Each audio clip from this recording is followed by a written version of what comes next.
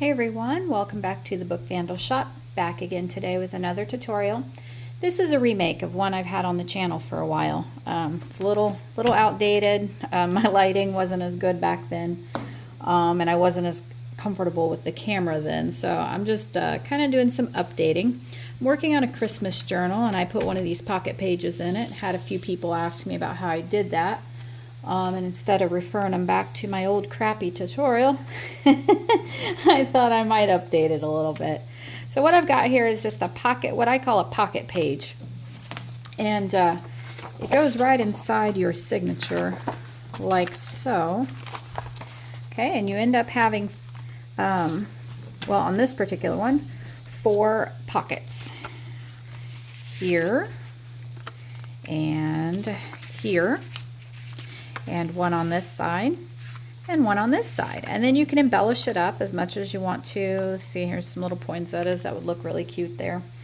And then if you're doing maybe a taller journal and you have the room, you could maybe get away with doing 6 pockets. I've done some with 6 pockets where you put your stitching here, yeah, and then one row of stitching here and one row of stitching here, so you've divided it into thirds. Okay, another thing you can do is you can create it to look just like this one. Let me put it in the signature like it would go. Okay, and so instead of putting this stitching in, I just left it. Okay, so you've got a pocket for large things here, and then you'd have a pocket for large tall tags or whatnot over here. Okay, so how did I make this? Well, it's super simple. I started out with a large sheet of paper, and what I am using is an 11 by 17 tabloid size paper. You can get that at Staples, Office Depot, Office Max, whatever your office supplies store is. They should carry that size. It's just copy paper in the 11 by 17 size. I've tea-dyed it ahead of time. And what you'll want to do first, unless your paper trimmer is huge like mine, you won't be able to trim the height first. Mine won't let me put it in and trim the height off this way. So I need to fold it up first before I can put it through my paper trimmer. So what I'm doing now is I'm just taking a page out of my signature, and I'm just kind of lining it up here, and just gonna fold it right where it goes. You know, you can eyeball it, you can measure it, however you want to do it, but you just want to know that one side here is the same as your signature.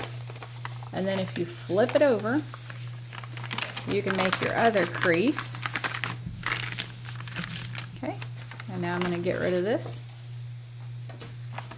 Okay, so essentially what I have now is the same length or same width as my signature here and here, and then this is the part that's left over. Okay, I'm going to go ahead and just fold it like that and leave it, and now I'm going to trim for my height.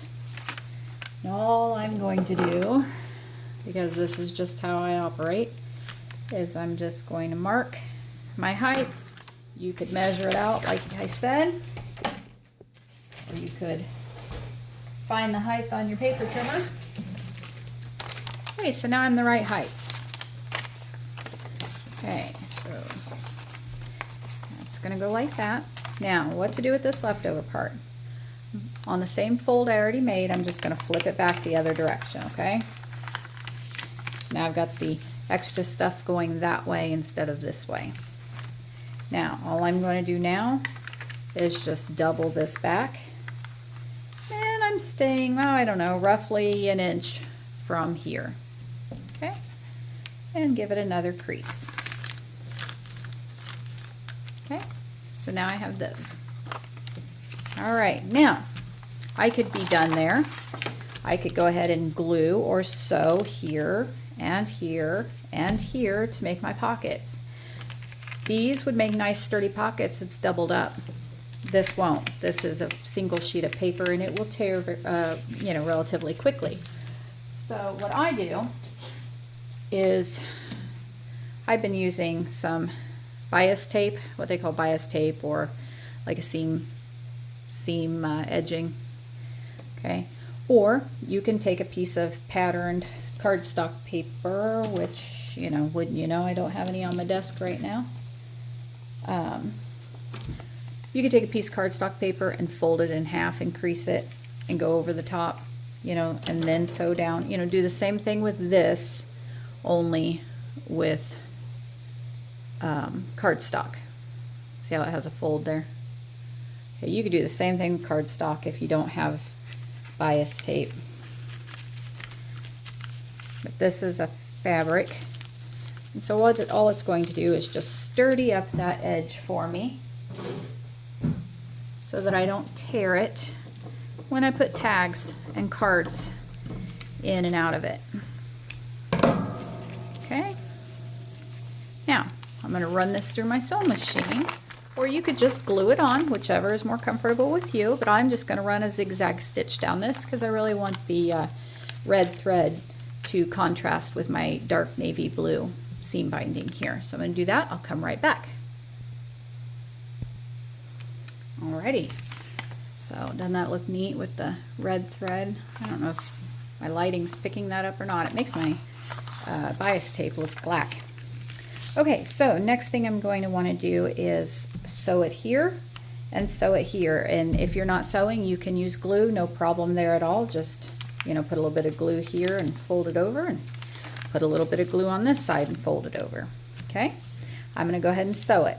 I'm going to sew down this length here, down this length here, down this length here. I'll come right back. Alrighty, see, that's it, easy as can be.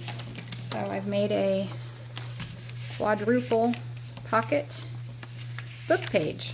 So, and then I've got a pocket here and a pocket here, and then it just goes right back into your signature of your journal, and you just bind it in with all the rest of your papers.